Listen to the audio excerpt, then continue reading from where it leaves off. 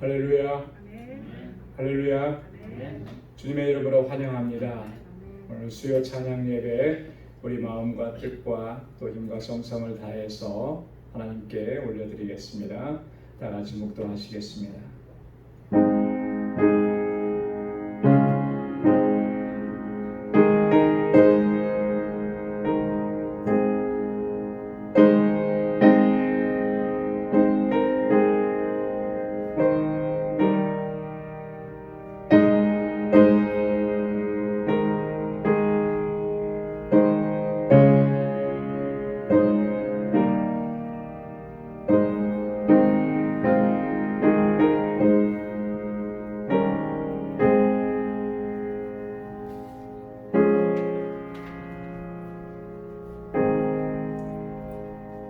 여호와께 감사하며 그 이름을 불러 아뢰며 그 행사를 만민 중에 알게 할지어다.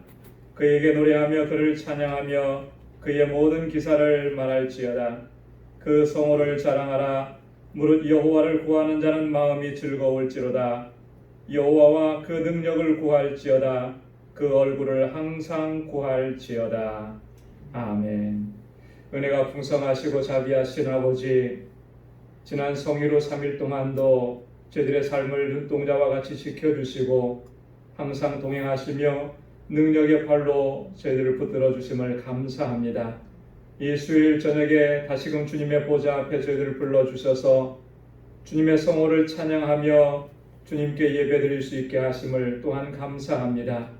우리 온 마음과 정성과 힘과 뜻을 다하여서 신령과 진정으로 주님께 예배하는 저희를 되게 하여 주옵소서. 우리 안에 있는 모든 교만한 마음과 거짓된 것과 불의한 것들 주님 앞에 고백하오니 십자가의 보혈로 깨끗하게 씻어주시고 정결하게 하여 주옵소서. 주님 앞에 다시 거룩하게 세움을 입고 기쁨으로 주님을 예배할 수 있게 하시고 오늘 이 자리에 임재하셔서 저희의 예배를 받아주시며 하늘의 평강으로 덧입혀 주옵소서. 예수님의 이름으로 기원하옵나이다. 아멘. 찬송 172장 찬송 함께 부르시겠습니다.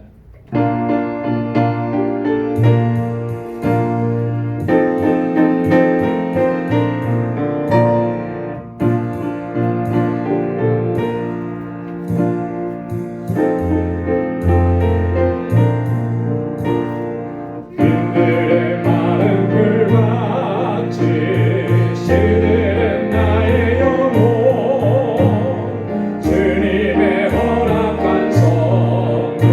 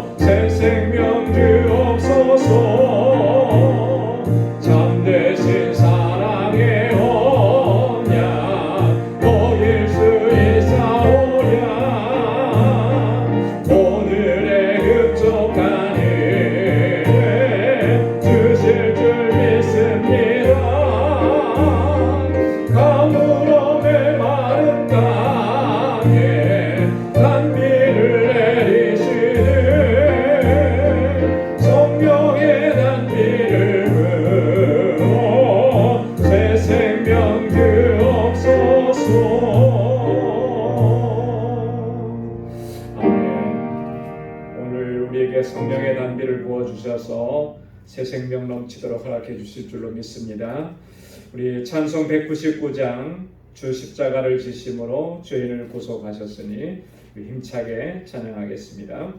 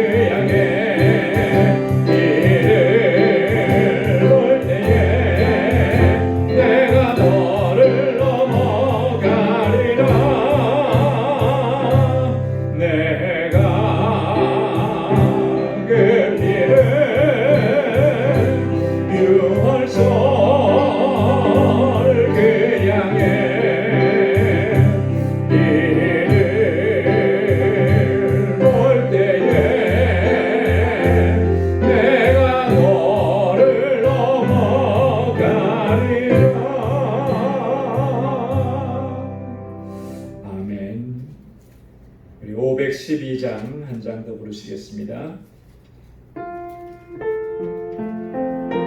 내 주 되신 주를 참 사랑하노라.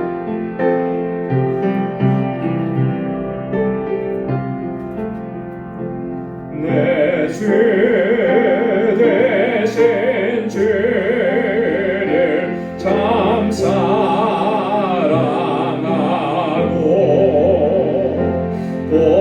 그에게 죄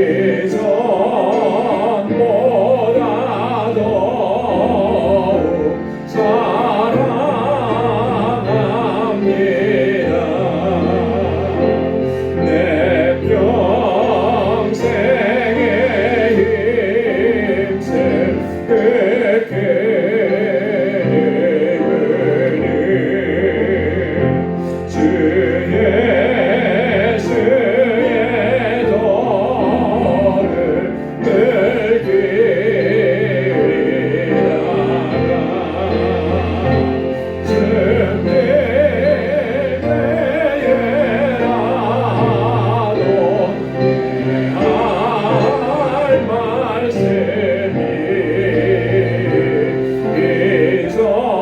이전보다 더욱 사랑합니다. 그 영광의 구주 날 사랑하사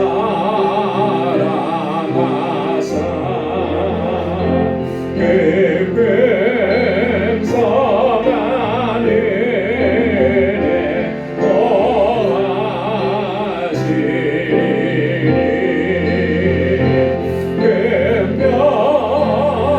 금별을 쓰고 늘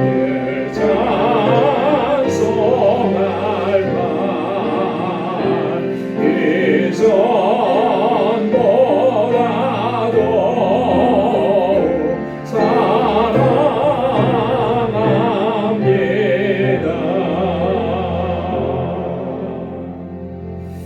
아멘. 지금까지보다 주님 더 사랑하고 우리의 모든 생명, 우리의 힘을 다해서 주님 앞에 우리의 사랑을 드릴 수 있는 우리 모두가 되기를 소원합니다.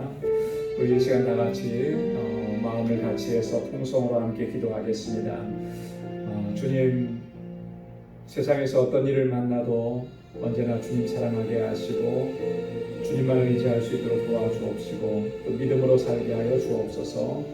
우리 방주교회를 주님 세우셨는데 하나님께서 세우신 그 뜻에 합당하게 저희를 행하게 하시고 믿음의 공동체, 사랑의 공동체, 소망의 공동체가 되게 하옵소서. 세워주신 주의 일꾼들과 또 이곳에서 자라나는 어린 신령들, 학생들 위해서 같이 기도해 주시고 구원의 방주로서의 삶을 잘 감당하게 하옵시고 선교의 삶을 잘 감당할 수 있게 해 주옵소서.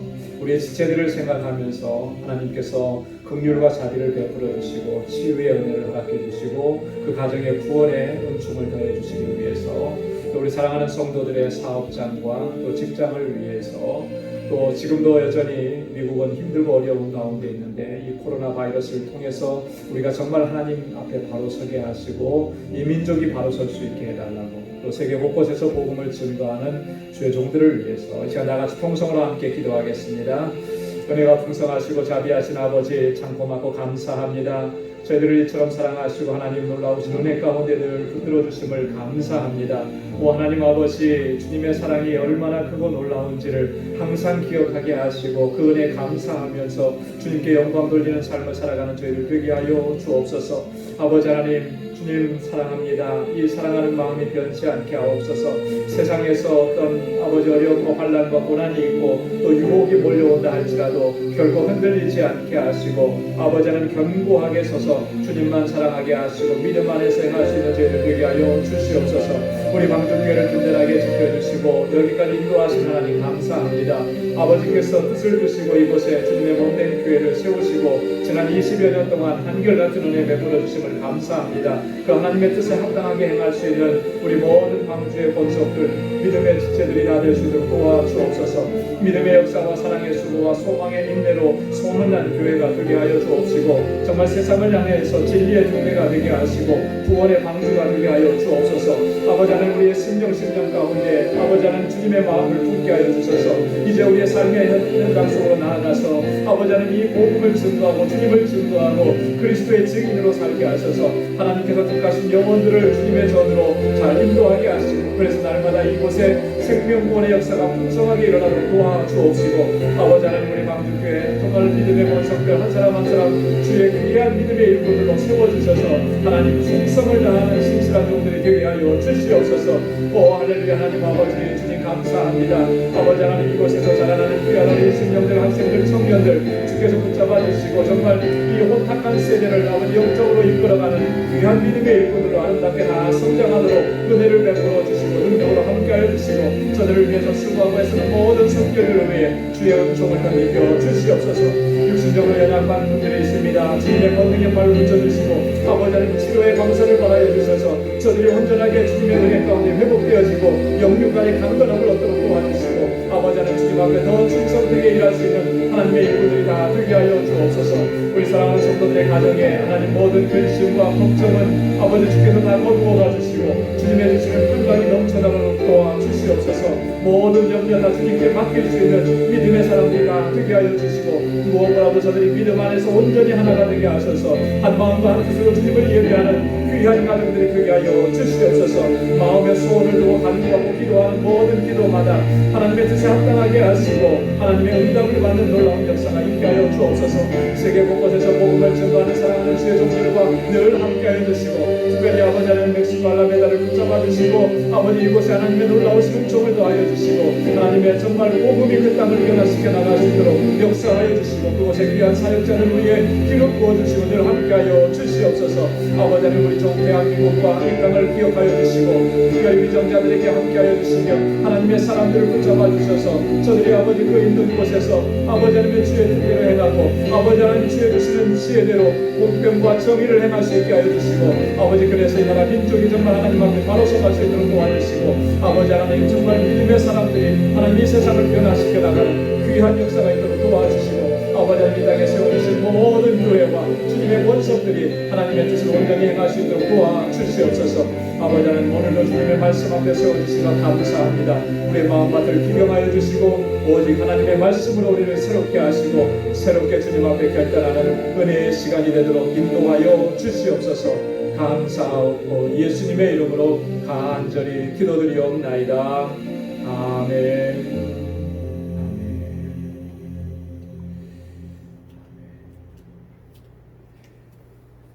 이제 우리 하나님의 말씀을 같이 묵상하도록 하겠습니다. 오늘 하나님의 말씀은 신명기 32장 4절 말씀, 또 이사야서 30장 18절 말씀 함께 같이 봉독하도록 하겠습니다. 신명기 32장 4절 말씀입니다.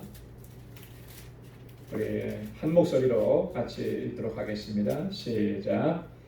그는 반석이시니 그 공덕이 완전하고 그 모든 길이 공평하며 진실무망하신 하나님이시니 공의로우시고 정직하시도다. 아멘. 이사야서 30장 18절 말씀입니다. 다 같이요. 시작. 그러나 여호와께서 기다리시나니 이는 너에게 은혜를 베풀려 하시며 일어나시리니 이는 너희를 긍휼히 여기려 하심이라. 대저 여호와는 공의의 하나님이시라. 무릇 그를 기다리는 자는 복이 있도다. 아멘. 예레미야 11장 20절 말씀은 제가 읽겠습니다.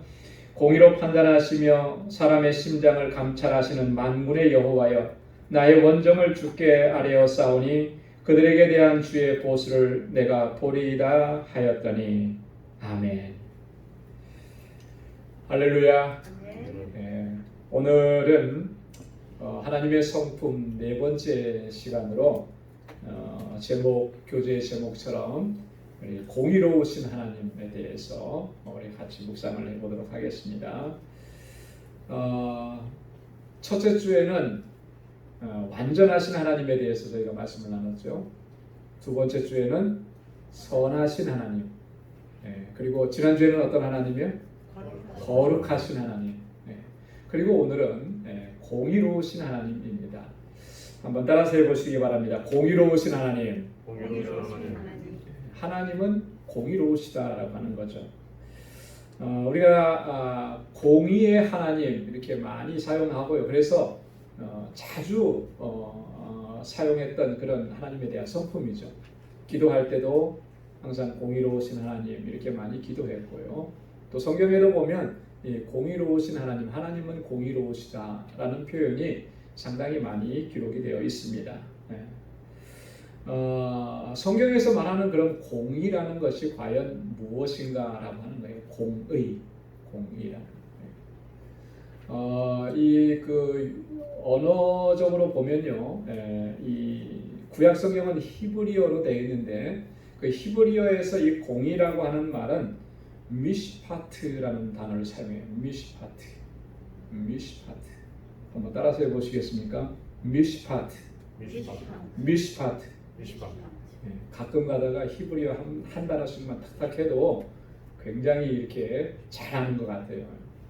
근데 중요한 히브리어 단어는 좀 우리가 알고 있는 것도 많이 도움이 됩니다. 히브리어로는 미시파트라고 하는데요. 이 단어는 주로 언제 사용되는 단어냐면 이 재판을 할 때 그 재판관의 태도를 얘기할 때 미시파트라는 단어를 씁니다. 공이라는 말인데 재판장의 어떤 태도예요. 재판장이 갖추어야 될 태도. 그건 뭐냐면 공평이라, 옳다라고 하는 거예요. 여러분 재판장이 공평해야죠, 그죠? 한 곳으로 치우치게 되면 그 문제가 있는 거죠. 뭐 요즘에 한국에서도 보면 뭐 사법농단이니 뭐 농단이라는 말이 왜 나왔겠습니까? 이 농단이라는 말은 다른 말로 표현하면 한쪽으로 치우쳐졌다는 거예요, 그죠? 원하는 대로 한다는 거예요, 본인은 공평하게 하지 않고. 그러니까 이제 이 농단이라는 표현이 이제 나오게 되는 건데요. 이 공평하고 옳은 판단을 하는 재판관의 태도를 얘기할 때 공이라 이렇게 표현했어요. 미시파트라는 말을 썼습니다. 그리고 헬라어로는요, 디카이오시네라고, 디카이오시네, 의라는, righteousness라는, 디카이오시네라 이런 표현을 씁니다. 그러니까 용어로 보면 이제 그런 두 단어를 쓰는데요. 구약 성경에서는 공의라는 말도 쓰고 또 의라는 말도 사용하고 정의라는 말도 쓰고 다 같은 비슷한 개념으로 사용을 합니다. 자, 그렇다면 이 공의라고 하는 말이 어떤 의미냐? 아까도 말씀했듯이 곧고 올바른 것을 공의라 이렇게 얘기합니다. 곧고 올바른 것. 곧은 거예요. 삐뚤어지지 않은 거예요. 바르게 가는 겁니다. 잘못 가는 게 아니에요. 이걸 공의라고 그러는데, 자, 그렇기 때문에 하나님은 공의로우신 분이시다라고 얘기했을 때 그것이 뭘 의미하느냐면 하나님은 곧고 올바른 분이시다라고 하는 그런 의미입니다. 자, 시편 89편 14절에 우리 한번 같이 읽어볼까요? 시작. 의와 공의가 주의 보호자의 기초라. 인자함과 진실함이 주를 앞서 행하나이다. 아멘. 시편 97편 2절도 함께 읽겠습니다. 구름과 흑암이 그에게 들렸고 의와 공평이 그 보호자의 기초로다. 아멘. 하나님이 지금 어디에 앉아 계시냐면 보호자에 앉아 계시잖아요. 그렇죠? 자, 여기를 보세요. 하나님은 보호자에 앉아 계시는데 그 보호자를 떠받들고 있는 기초가 뭐냐 하면 의와 공의라고 하는 거예요. 공의. 의와 공의가 하나님의 보호자의 기초라. 여러분, 하나님의 보호자의 기초가 의와 공의라고 하는 것은 뭘 의미하는 거겠습니까? 하나님의 통치 원리라고 하는 거예요. 그죠? 하나님께서 보호자에 앉으셔서 세상을 통치하시는데 그 통치의 원칙이 뭐냐? 그건 바로 의이고 공의라고 하는 것입니다. 하나님 앞에서는 그렇기 때문에 불의가 설 수 있는 자리가 없어요. 하나님께서 세상을 공의로 통치하시기 때문에, 의로 통치하시고 올바름으로 곧은 것으로 통치하시기 때문에 불의한 것이 하나님 앞에는 설 수가 없다라고 하는 거죠. 자, 하나님의 보호자의 기초가 의와 공의라 그랬는데요. 성경에 보면 이런 하나님의 통치 원칙을 그래도 가장 잘 실현한 사람이 있습니다. 누가 그랬을까요? 다윗이죠. 다윗 왕이었어요. 그래서 다윗 왕은 이 백성들을 통치하고 백성들을 다스렸을 때 뭐로 다스렸다고 그러냐면 공과 의로 행했다 이렇게 표현을 합니다. 이따가 뒤에 가서 한 번 더 나오는데요. 공과 의로 행했습니다. 그거는 다윗이 뭐 반듯하고 다윗이 도덕적이고 윤리적으로 완벽해서 그렇게 한 것이 아니고 다윗은 철저하게 누구의 통치 원리를 따른 거예요? 하나님의 통치 원리를 따른 거예요. 그래서 구약 시대에 이스라엘에 수많은 왕들이 있었지만 다윗을 하나님께서 그 마음이 합한 자라고 하셨던 것이 바로 이런 부분들도 포함이 되는 거예요.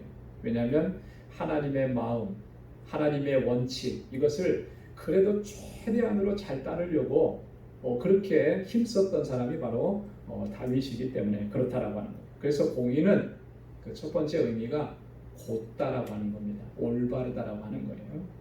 자, 그 다음에 공의는 이 공평을 의미합니다. 앞에서도 말씀드렸죠. 공평하다라고 하는 거예요. 도덕적 공평을 의미해요. 그래서 하나님은 공의로우신 분이시다라고 말했을 때 그것이 의미하는 건 뭐냐면 하나님은 공평하신 분이시다. 여러분 하나님은 공평하신 분이라고 여러분 믿습니까? 정말로 믿어요? 하나님 불공평하신 분이라고 생각하신 적은 없어요? 아마 한두 번쯤 아니 서너 번쯤은 그런 생각을 아마 하기도 했었을 것 같아요. 그죠? 어떤 측면에서 보면 참 하나님은 불공평하신 것 같아요. 저도 가끔 그런 생각을 해봅니다. 잘생기기도 했고 똑똑하기도 하고 재능도 많고 노래도 잘하고 근데 나는 잘생기지도 못했고 노래도 잘 못하고 똑똑하지도 못하고 하면은 하나님은 왜 이렇게 불공평하실까? 저 사람에게는 다 주고 나에게는 없고 뭐 이런 거 생각하면 하나님은 공평치 않으신 거 아닌가 이런 생각이 들 때도 없잖아 있을 거예요. 그러나 그렇지 않다라고 하는 거예요. 하나님은 공평하신 분이시다. 하나님은 공의로우시다라고 하는 말 속에는 하나님은 공평하시다라고 하는 의미가 담겨져 있는 거예요. 그래서 이사야 28장 17절에서 하나님 뭐라고 말씀하시는지 한번 보겠습니다. 나는 공평으로 주를 삼고 의로 주를 삼으니 그랬습니다. 공평으로 주를 삼았다. 무슨 의미죠? 줄이라는 게 뭡니까? 건축할 때 목수들이 사용하는 그 다림줄이라고 하는 거 있잖아요. 이렇게 직각을 잡고 하는 그런 줄 내리잖아요. 그런 걸 말하는 거예요. 반듯하게 맞추는 거죠. 추를 의로 추를 삼았다라고 하는 거. 이 추라고 하는 것도 이 저울의 무게를 재는 추를 얘기하는 거죠. 여러분이 장사하는 사람이 성경에서 그걸 철저하게 금하죠. 이 추 중량을 속이는 일을 절대 하지 말라. 그죠? 정직하게 행하라는 거예요. 그 간혹 가다가 이제 한국에서 보면 이렇게 그런 걸 눈금을 속여서 이득을 챙기는 사람들이 종종 있더라고요. 그래서 나중에 그것이 발견돼서 아주 큰 법적인 책임을 묻고 이렇게 하는 경우들이 있어요. 예를 들어서 뭐 이렇게 주유소에서 기름을 넣을 때 원래 들어간 건 요만큼인데 더 많이 들어간 거로 표시가 되도록 기계를 조작한 거예요. 나중에 이제 그게 한두 번은 사람들 속일 수 있지만 그게 계속 반복되면 사람들이 이상하다고 생각할 거 아니에요. 그죠? 분명히 옛날처럼 넣는데 그만큼 차가 안 간단 말이죠. 가스가 빨리 떨어져요. 이런 사람이 한두 명이 아니면 나중에 이제 리포트를 하게 되겠죠. 이렇게 하지 말라는 거죠. 하나님은 의로서 이 정확하게 판단하신다라고 하는 그런 의미입니다. 우리 송명희 시인의 나라는 찬양이 있어요. 여러분 아시죠? 제목을 드리면은 잘 모르시더라고요. 그죠? 근데 가사를 들으면 다 알아요. 나 제목이 나인데 첫 줄 가사로 나 가진 재물 없으나 이런 다 아시죠? 그죠? 나 가진 재물 없으나 나 남이 가진 지식 없으나. 근데 이 송명희 시인이 이 찬양 가사를 이렇게 쓰면서 마지막 후렴부에 뭐라고 얘기하죠? 어떤 하나님을 발견하냐면 공평하신 하나님을 그가 체험하는 거예요. 송명희 시인은 뇌변병으로 인해서 이렇게 사실 의사소통하기도 쉽지 않아요.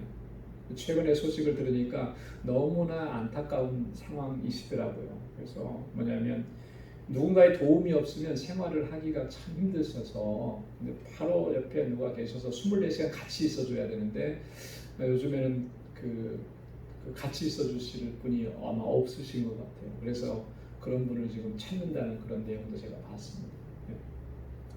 정말 하나님은 왜 이렇게 불공평하신가 라고 얘기할 수도 있는 그런 상황이잖아요. 자, 그런데 이 송명희 시인이 정말 하나님을 만나고 나서 그가 그 입으로 고백하는 게 뭐예요? 하나님은 공평하신 하나님이다. 남이 가지지 못한 것 하나님 내게도 허락해 주셨다. 사람들은 많이 눈에 보이는 것 가지고 하나님은 저 사람에게 왜 저렇게 많이 주시고 나는 나에게 조금 주셨다. 하나님께서 나에게 주신 것은 내가 제대로 보지 못하고 발견하지 못하고 그냥 눈에 보이는 것만 가지고 그렇게 많이 했는데 그게 아니라는 거예요. 하나님께서 내게 주신 게 얼마나 귀하고 값진 것이냐. 그래서 시인이 하나님은 참 공평하신 하나님이시다. 공평하신 하나님이 나 남이 가진 것 나 없지만 공평하신 하나님이 나 남이 없는 것 같게 하셨네. 여러분 우리가 정말 이렇게 고백할 수 있어야 할 줄로 믿습니다. 하나님은 공평하셔서 하나님께서 우리에게 허락해 주신 것 남이 갖지 않은 것도 내게 갖게 하신 것이고 또 하나님께서 내게 그걸 다 은혜로 허락해 주셨다라고 하는 것이죠. 하나님은 공평하시기 때문에요. 공평치 않은 것, 즉 불공정은 어떻게 되겠습니까? 그것은 죄악이 되는 거예요. 죄악. 그래서 하나님께서는 불공정하게 행하는 것을 악하게 보신다라고 하는 것이죠. 하나님께서는 또 항상 옳은 것을 행하시는 거예요. 여러분 하나님께서 행하시는 일에는요 항상 옳습니다. 하나님은 공의의 하나님이시기 때문에 하나님은 옳지 않은 일을 하실 수가 없어요. 하나님은 거짓말을 하실 수가 없는 것입니다. 이런 측면에서 보면은 하나님께서 하실 수 없는 것도 분명히 있어요. 그죠? 우리가 전능하신 하나님이라고 그랬을 때 하나님은 뭐든지 다 하실 수 있다고 하는데 하나님 하실 수 없는 게 있어요. 뭐냐면 불의한 일을 하실 수 없고 옳지 않은 일을 하실 수 없고 거짓말을 하실 수 없고 하나님은 하시는 말씀이 다 진리인 것이고 하나님께서 하시는 모든 일은 다 옳은 일이라고 한다. 자 그런데 만약 우리가 하나님께서 옳지 않으신 일을 하셨다고 생각한다면 그럼 누구에게 문제가 있는 것일까요? 나에게 문제가 있는 거죠. 하나님께 문제가 있는 것은 아니에요. 왜요? 하나님은 결코 옳지 않은 일을 하실 수가 없는 분이시기 때문에 구약 성경에 보면 많은 그 선지자들이 나오는데 선지자들 중에서 제가 볼 때는 그래요. 선지자 가운데서 하나님께 참 불평을 가장 많이 한 선지자가 누군가 하면 요나 아닌가? 요나. 그죠? 하나님을 원망하고 하나님 불평하고 또 하나님의 말씀을 거역하고 요나가 그런 선지자였다 하는 생각이 듭니다. 우리가 잘 아는 대로 요나는 하나님께로부터 말씀을 받았는데 참 요나로서는 이해하기 힘든 그런 하나님의 말씀을 받았어요. 뭐냐면 지금도 이 이스라엘을 공격해서 괴롭게 하는 그런 아수르의 수도 니느웨에 가서 하나님의 심판을 선언하라는 거예요. 그런데 하나님의 뜻을 이렇게 보니까 하나님께서 정말 작정하시고 그 땅을 멸망시키려고 하는 게 아니고 거기에다 긍휼을 베푸실 것 같거든요. 그러니까 이거는 아닌 것 같아요. 그래서 하나님의 명령이 떨어졌지만 니느웨로 가라고 한 거를 어디로 갔습니까? 다시스로 가는 거예요. 그러다가 다시 하나님 앞에 이끌려서 어쩔 수 없이 이제 니느웨 성에 가서 하나님의 심판을 선언합니다. 그러면서도 마음속에는 그런 마음이 있었어요. 이 성이 다 멸망당했으면 좋겠다. 그런 마음이 있었죠. 선포하고 나서 그 성이 멸망당하기를 기대하면서 그걸 쳐다봤어요. 근데 요나가 생각했던 것과는 정반대 현상이 일어나잖아요. 이 아수르의 왕으로부터 시작해서 모든 저 밑에 있는 이 백성까지 다 회개하고 돌아서는 거예요. 자, 그러니까 어떻게 하셨습니까? 하나님께서 그 성을 멸망시키셨나요? 멸망시키지 않으셨다는 거예요. 자, 이 정도 됐으면은 하나님께서 행하시는 일에 영광을 돌려야 되는데 요나가 어떻게 반응을 했죠? 기억나십니까? 요나서 4장 1절에 보면 성경은 이렇게 기록하고 있습니다. 요나가 심히 싫어하고 노하여 그랬어요. 하나님께서 행하신 일에 대해서 심히 싫어했다는 거예요. 분노했다라고 하는 거예요. 그러면서 3절에 가면 요나가 하나님 앞에 한 가지 요청을 합니다. 뭐라고 요청하냐면 이제 내 생명을 취하소서. 나는 사는 것보다 죽는 것이 내게 나음이니이다. 내가 니느웨 성 저 사람들이 회개하고 돌아와서 하나님의 긍휼을 입는 모습 그거 보느니 차라리 죽는 게 좋겠습니다. 이렇게 얘기하는 거예요. 이렇게 하나님 앞에 불평하고 원망을 했잖아요. 요나가 왜 그렇게 했을까요? 요나가 아마도 하나님께서 하시는 일은 옳지 않다고 생각을 했기 때문에. 그렇죠? 하나님께서 하시는 일은 다 정당하고 옳습니다라고 한다면 감히 어떻게 이런 불평과 원망을 할 수 있겠어요? 마음속으로는 좀 내 마음에 안 들어도 이렇게 할 수가 없겠죠. 하나님 다 옳으신데 지금 니느웨 성 그 사람들에게 하는 것만큼은 옳지 않습니다. 이런 생각을 한 거죠. 그러니까 하나님을 향해서 원망하고 차라리 내가 죽는 게 좋겠습니다. 하나님을 향해서 분노를 표출합니다. 여러분, 하나님 그런 하나님이십니까? 아니에요. 우리가 설령 그렇게 생각을 했었더라도 문제는 그러면 나에게 있는 것이지 결코 하나님께 있을 수는 없다는 거죠. 왜냐하면 하나님은 공의의 하나님이시기 때문에 하나님께서 행하시는 모든 일들은요, 내가 이해가 잘 안 된다 할지라도 그게 옳은 거예요. 하나님께서 하신 일이 옳은 겁니다. 하나님은 옳은 일밖에 하실 수가 없어요. 그래서 이것을 인정하는 것이 우리가 믿음을 바로 세워가는데 가장 중요한 요소 중에 하나가 될 줄로 믿습니다. 자, 두 번째로 보면 하나님의 공의와 뗄래야 뗄 수 없는 게 뭐냐면 심판이에요. 심판. 하나님의 공의하면은 하나님의 심판과 뗄래야 뗄 수 없는 관계에 있습니다. 이 심판이라고 하는 것, 죄에 대한 심판이죠. 심판은 하나님의 공의와 생각했을 때 하나님의 심판은 이런 겁니다. 도덕적인 상황에, 모든 사람들의 도덕적인 상황에 하나님의 공의를 적용시키는 것인데, 하나님께서 어떤 사람을 심판하신다고 했을 때 그건 뭐냐면 그 사람의 삶 속에 하나님의 공의의 잣대를 들이대시는 거예요. 자, 그래서 시편 9편 7절로 8절에 이렇게 말씀합니다. 우리 한번 같이 읽어보도록 하겠습니다. 여호와께서 영영히 앉으시며 심판을 위하여 보좌를 예비하셨도다. 공의로 세계를 심판하시며 정직으로 만민에게 판단을 행하시리로다. 아멘. 심판을 위해서 보좌를 예비하셨다 그랬는데 무엇으로 세계를 심판하신다 그랬냐면 공의로 심판하신다 그랬죠. 만민에게 무엇으로 판단하신다 그랬습니까? 정직으로 판단하신다 그렇게 말씀을 했습니다. 그래서 이 말의 의미는 뭐냐면 이런 거예요. 우리를 바라보실 때 하나님께서 우리의 삶 속에서 무엇을 보시느냐? 그 공평과 정의의 모습을 찾으시겠다라고 하는 것입니다. 하나님께서 우리의 삶 속에서 공의로 판단하신다고 했을 때 그 의미는 내 삶 속에, 우리의 삶 속에 공평한 요소가 있느냐, 정의로운 요소가 있느냐. 자, 그렇다면 공평하지 아니하고 정의롭지 못하다면 하나님의 심판을 피할 길이 없는 거예요. 피할 길이 없는 것입니다. 그렇게 하나님의 심판은 우리의 도덕적인 상황에 이런 하나님의 공의로 그 공의의 잣대로 우리를 적용시키는 것이다라고 하는 의미죠. 자, 하나님에게는 편파성이 있느냐? 결코 하나님은 편파적이지가 않은 것입니다. 공평하신 하나님이시기 때문에. 그래서 하나님의 심판은요, 항상 옳은 거예요.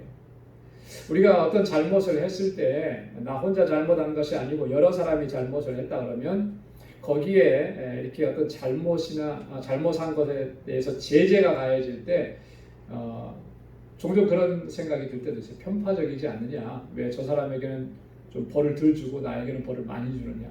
이런 일들이 세상에는 참 많이 일어나죠. 똑같은 죄를 졌는데도 어떤 상황에서는 어떤 사람은 형량이 무겁고 어떤 사람은 형량이 가볍고 사람이 하는 일이니까 그렇게 될 수도 있어요. 그러나 하나님께는 결코 그런 일이 있을 수 없다는 겁니다. 사람은 사람을 봐주면서 편파적으로 어떤 걸 판단하는 경우들이 많습니다. 정권적으로 정권을 잡아서 그 권력의 핵심에 있으면 그 권력의 핵심에 있는 사람에게는 아무래도 약하게 가겠죠. 사람이 그렇게 끌려가니까. 그러나 그 권력의 핵심에서 멀어지고 누군가가 아무래도 힘도 없는 사람이다 그러면 아주 엄격하게 고지고대로 그렇게 판단이 내려지는 경우를 우리는 수없이 많이 보는데, 사람이 사는 이 사회 속에서는 그런 일들이 많지만 왜 그런 일들이 일어나는가? 사람은 편파적인 경우들이 많기 때문에. 그러나 하나님께는 그런 일들이 결코 없다라고 합니다. 베드로전서 1장 17절 말씀을 우리 함께 읽어보겠습니다. 시작. 외모로 보시지 않고 각 사람의 행위대로 판단하시는 자를 너희가 아버지라 부른즉 너희의 나그네로 있을 때를 두려움으로 지내라. 아멘. 하나님은 외모로 보시지 않고, 외적인 조건이나 외적으로 보이는 것으로 판단하시지 않고 그 사람의 행위대로 판단하시는 거예요. 공평하게, 편파적이지 않게. 이게 중요한 것이죠. 행위대로 판단하신다. 그래서 로마서 2장 9절로 11절에 보면 바울은 이렇게 얘기했습니다. 악을 행하는 각 사람의 영에게는 환난과 곤고가 있으리니 첫째는 유대인에게 또한 헬라인에게며 선을 행하는 각 사람에게는 영광과 존귀와 평강이 있으니 첫째는 유대인에게요 또한 헬라인에게라. 이는 하나님께서 외모로 사람을 취하지 아니하심이니라. 아멘. 악을 행하는 사람에게는 환난과 곤고로, 선을 행하는 사람에게는 영광과 존귀와 평강으로 하나님 그렇게 판단하시는데, 심판하시는데, 자 보십시오. 첫째는 유대인에게요 또한 헬라인에게요. 자, 이 무슨 말씀이에요? 유대인이나 헬라인이나 구별하시지 않으신다라고 하는 거예요. 아마도 유대인들은 그렇게 생각했을 거예요. 우리는 하나님의 자녀들이니까 하나님께서 많이 봐주실 거야. 헬라인들을 가리켜서 저들은 이방인이니까 하나님께서는 저들을 엄격하게 심판하시고 지옥으로 보낼 거예요. 이렇게 판단할지 모르지만 그렇지 않다라고 하는 거죠. 하나님. 유대인이든지 헬라인이든지 그들이 행한 대로 하나님께서 판단하신다. 자, 그러니까 베드로가 뭐라 그랬어요? 두려움으로 지내라. 두려움으로. 항상 주의하고 항상 조심하고 항상 경계하는 삶을 살라. 이렇게 말씀한 것입니다. 자, 세 번째로 보면은, 자, 그러면 하나님은 행위만을 판단하시느냐? 그렇지 않다라고 하는 거죠. 하나님께서는 판단하실 때 행위뿐만 아니고 우리의 생각과 또 마음속의 은밀한 것까지 심판하시는 그런 하나님이십니다. 로마서 2장 16절 말씀 우리 함께 읽겠습니다. 시작. 곧 내 복음에 이른 바와 같이 하나님이 예수 그리스도로 말미암아 사람들의 은밀한 것을 심판하시는 그날이라. 아멘. 하나님은 사람들의 은밀한 것까지 심판하십니다. 잠언 16장 2절에 보면 사람의 행위가 자기 보기에는 모두 깨끗하여도 여호와는 심령을 감찰하시느니라. 사람들은 나름대로 나는 참 의롭고 깨끗하고 정직하게 살았다고, 그리고 많은 사람들이 그렇게 인정해주고, 그래서 자타가 그렇게 인정해준다 할지라도, 자, 그것은 어떻게 보면 겉으로 드러난 모습만 보고 그렇게 판단하는 게, 사람은 사실 그 사람의 마음속에 있는 의도, 동기 이런 것까지 보기가 쉽지 않은 거예요. 그죠? 이거 발견하기가 쉽지 않잖아요. 그래서 10길 물속은 알아도 한 길 사람 마음속은 잘 모른다고 그렇게 얘기했죠. 마음속에 무슨 동기를 가지고 있는지 그거 판단하기가 쉽지 않은데요. 하나님은 그 동기까지도 그 심령을 감찰하신다 그랬어요. 그러니까 하나님 그렇게 나를 살피시는 하나님, 그분 앞에 우리가 어떻게 두렵고 떨리는 마음으로 서지 않을 수가 있겠느냐. 그래서 우리가 겉으로 드러난 행위나 행동뿐만 아니라 우리의 마음의 중심까지도, 우리의 동기까지도 항상 하나님 앞에 바르게 세워가기를 늘 힘써야 할 줄로 믿습니다. 하나님의 심판에는 원칙이 있습니다. 이 원칙을 공표하셨고, 그리고 그 심판의 원칙은 결코 변하지가 않습니다. 로마서 2장 13절로 15절 말씀 우리 한번 같이 읽겠습니다. 하나님 앞에서는 율법을 듣는 자가 의인이 아니요 오직 율법을 행하는 자라야 의롭다 하심을 얻으리니, 율법 없는 이방인이 본성으로 율법의 일을 행할 때에는 이 사람은 율법이 없어도 자기가 자기에게 율법이 되나니, 이런 이들은 그 양심이 증거가 되어 그 생각들이 서로 혹은 송사하며 혹은 변명하여 그 마음에 새긴 율법의 행위를 나타내느니라. 아멘. 하나님의 공의의 심판에 두 가지 원칙이 있습니다. 그게 뭐냐면 첫째는 율법이에요. 율법. 자, 율법은 누구에게 주어졌죠? 이스라엘 백성들에게, 그죠? 유대인들에게 주어졌어요. 그래서 하나님께서 이스라엘 백성들을 심판하시고 판단하실 때는 무엇을 근거로? 율법을 근거로 판단하시는 거예요. 자, 그런데 또 하나가 원칙이 있습니다. 그건 뭐라 그랬습니까? 양심이라고 그랬어요. 양심. 양심을 가리켜서 그 마음에 새긴 율법이라 이렇게 표현을 했는데요. 양심이에요. 그래서 이방인들에게는 나는 하나님을 몰랐으니까 우리는 율법도 몰랐고 이렇게 변명할 수가 없다라고 하는 거예요. 왜냐하면 각 사람 속에 뭘 심어주셨어요? 양심이라고 하는 법을 심어주신 거예요. 그죠? 양심. 그래서 그대로 그 양심대로 판단하는 거예요. 하나님께서 주신 양심은 선을 행하도록 이끌어가는데 그 양심의 이 어떤 요구를 거역하고 악을 행했다. 그 법대로 판단하신다라고 하는 거죠. 하나님의 심판의 원칙은 이렇게 두 가지. 율법과 양심의 법을 따라서 하나님께서 판단하신다. 자, 그런데 하나님은 그 법칙을 주시고 심판하시는데 만약에 그것을 위반했을 때, 거역했을 때 그 대가가 뭐냐? 이것도 분명하게 말씀을 해주셨죠. 로마서 6장 23절에 그 죄의 삭은 뭐라 그랬습니까? 사망이라고 했어요. 사망, 영원한 죽음이라. 그게 결과라고 하는 것이죠. 죽음이 무엇이냐라고 했을 때 그것은 나중에 또 기회가 되면 한번 같이 말씀을 하겠습니다.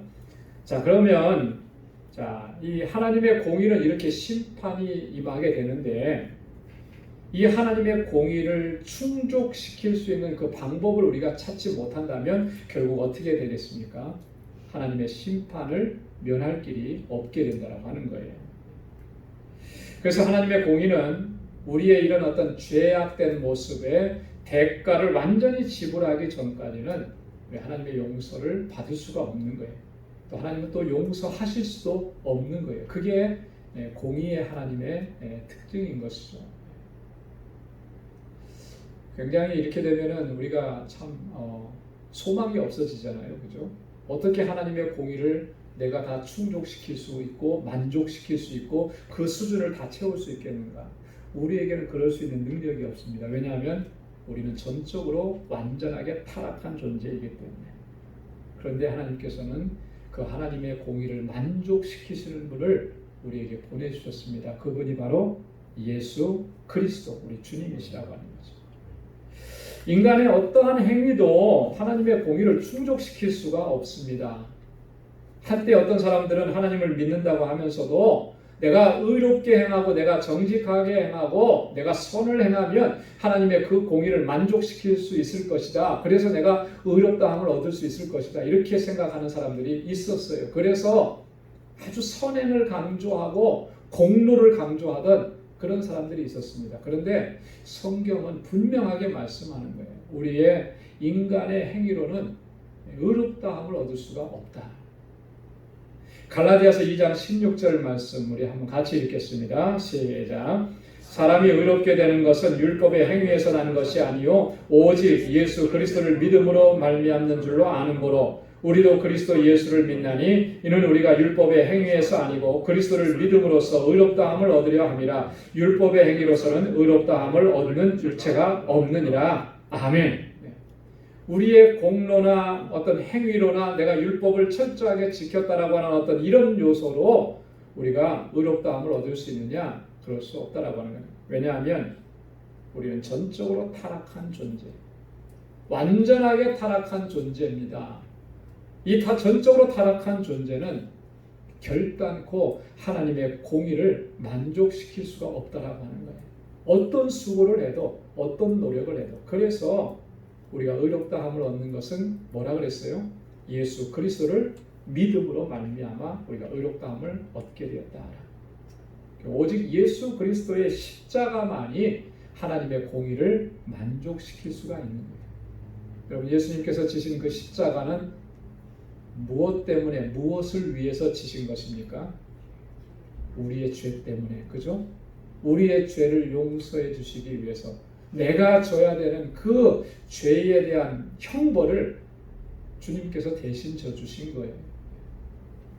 그 주님께서 지신 그 십자가 공로가 유일하게 하나님의 공의를 만족시키실 수가 있다라고 하는 거죠. 그래서 로마서 3장 23절 24절에 그렇게 바울은 얘기합니다. 한번 같이 읽겠습니다.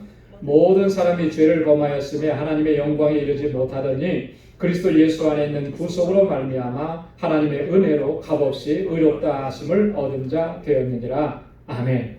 그리스도 예수 안에 있는 구속, 그 구속은 예수님께서 어떻게 이루신 것입니까? 십자가에서 이루신 거잖아요. 그죠?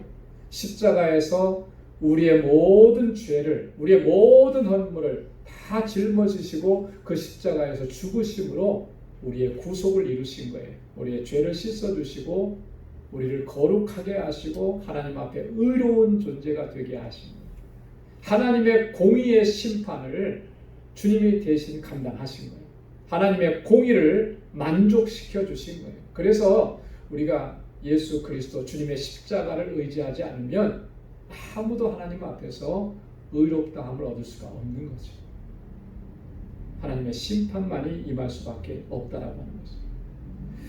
그리스도께서 십자가의 죽으심을 통해서 우리의 모든 죄를 깨끗하게 씻어주셨고 또 주님이 가지신 그 주님의 의를 우리에게 전가시켜 주셔서 우리가 하나님 앞에서 의롭다 하심을 얻게 되었다라고 합니다. 이게 얼마나 놀라운 은혜인지. 아까도 말씀드렸지만 우리는 전적으로 타락한 존재예요. 그죠? 그래서 우리의 힘으로 노력으로는 의롭다 하심을 얻을 수가 없어요. 하나님의 공의를 만족시킬 수가 없는데 주님께서 십자가를 통해서 하나님의 공의를 만족시켜 주시고 우리를 의롭다 하신 거예요. 내 공로가 아니고요. 주님의 공로. 그렇게 우리가 의롭다 하심을 얻은 사람들이 되었습니다. 이게 얼마나 값지고 귀하고 이 세상 그 어느 것과 바꿀 수 없는 그런 소중한 귀한 은혜인지 모릅니다. 그런 은혜를 입고 우리가 지금까지 살아왔고 앞으로도 살아가게 되는 거예요. 그래서 우리가 늘 감사하면서 주님을 찬양하고 또 주님께 영광 돌리는 삶을 살아가야 할 줄로 믿습니다. 공의로우신 하나님께서는 우리에게 이렇게 공의를 행하시면서 또한 우리에게 공의를 행하라고 명령하셨습니다. 아까도 잠깐 말씀드렸듯이 다윗은 하나님의 통치 원리를 가장 이스라엘 민족에게 잘 적용시킨 사람이 다윗이라고 했어요. 그래서 다윗은 이스라엘 백성들을 통치할 때 공과 의로 통치했다. 사무엘하 8장 15절에 그렇게 기록을 하고 있습니다. 다윗이 그렇게 할 수 있었던 것은요. 지금 이 이스라엘이라고 하는 이 나라가 하나님이 통치하시는 나라인 것을 그가 분명하게 인식하고 인정했기 때문입니다. 그냥 세상적으로 보면 세상의 여러 나라들과 다를 바 없는 또 하나의 국가일지 모르지만 그래서 이스라엘의 다른 왕들은 이스라엘이라고 하는 국가를 그렇게 이해를 했어요. 그 자신을 세상의 왕들처럼 생각을 한 거예요. 그래서 자기 마음대로 통치를 했죠. 그러나 다윗은 달랐다라고 하는 거예요.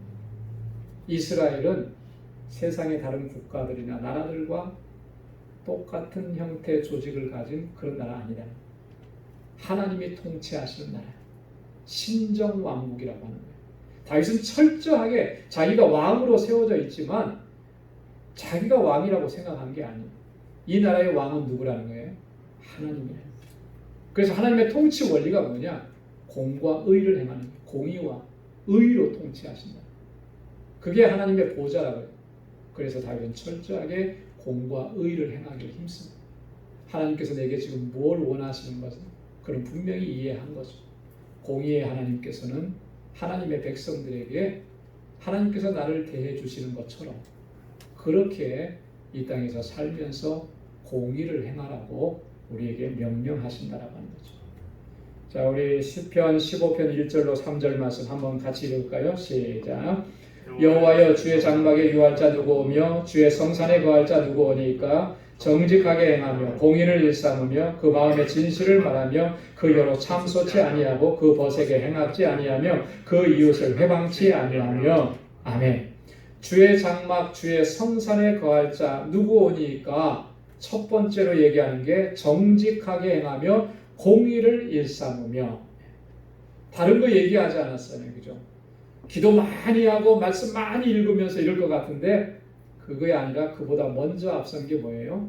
정직하게 행하고 공의를 일삼는 자, 그가 주의 성산에 거할 자고 주의 장막에 거할 자, 하나님의 임재 안에 거하는 사람이다. 시편 106편 3절 말씀이요. 다 같이요. 공의를 지키는 자들과 항상 의를 행하는 자는 복이 있도다. 아멘. 어떤 사람이 복이 있다 그랬어요? 공의를 지키고 항상 의를 행하는 사람이 복이 있는 거예요. 잠언 2장 8절 9절 다 함께요. 대저 그는 공평의 길을 보호하시며 그 성도의 길을 보존하려 하시니라. 그런즉 내가 공의와 공평과 정직 곧 모든 선한 길을 깨달을 것이라. 아멘. 공의와 공평과 정직의 길을 깨달으라. 그렇게 행하라는 거죠. 예레미야 5장 1절 말씀 다 같이요. 너희는 예루살렘 거리를 빨리 왕래하며 그 넓은 거리에서 찾아보고 알라. 너희가 만일 공의를 행하며 진리를 구하는 자를 한 사람이라도 찾으면 내가 이 성을 사하리라. 아멘. 와. 예루살렘 성이 유다가 멸망당한 거, 하나님의 심판을 받은 거 뭐예요? 이 말씀 보니까 그 가운데 공의를 행하는 사람 한 사람을 찾지 못했기 때문에, 그렇죠?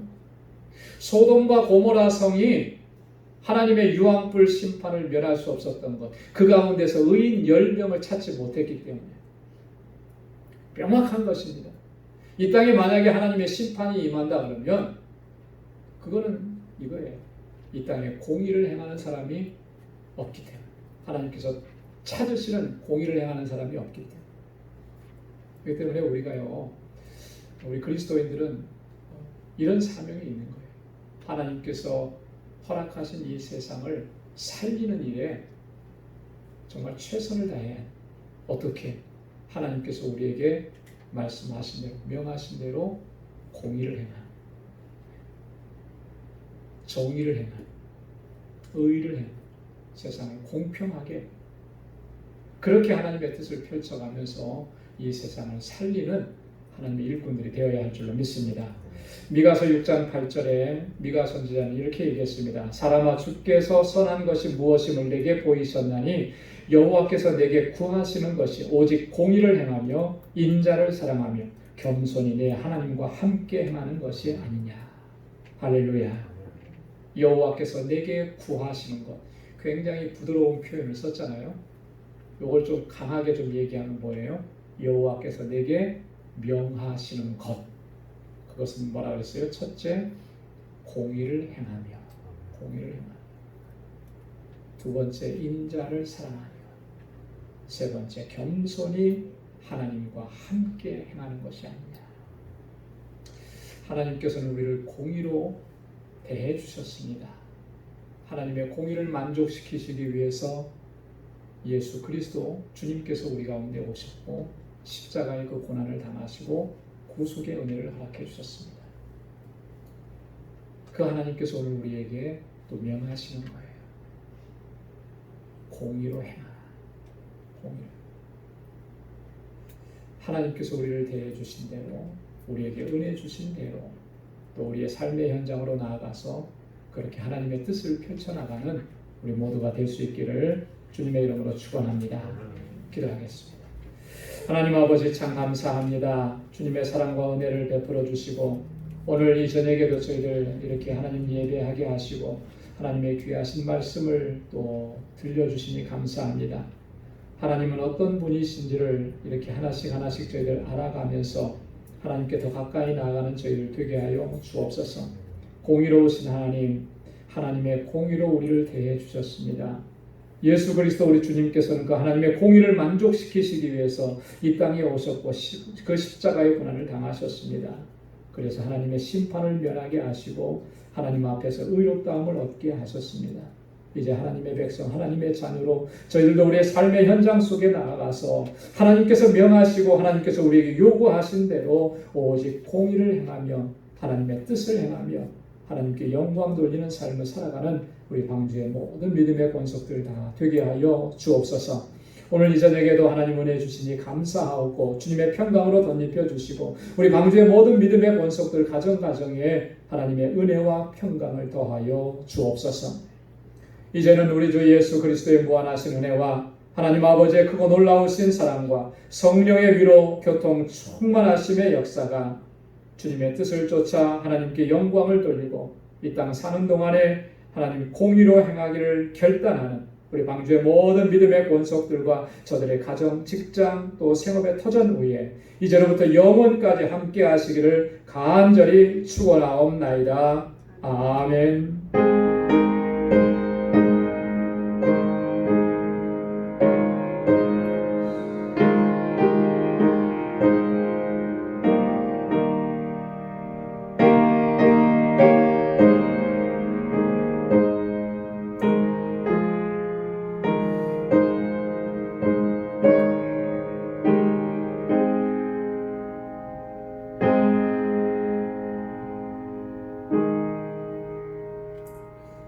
이상으로 수요 찬양 예배 모두 마치도록 하겠습니다.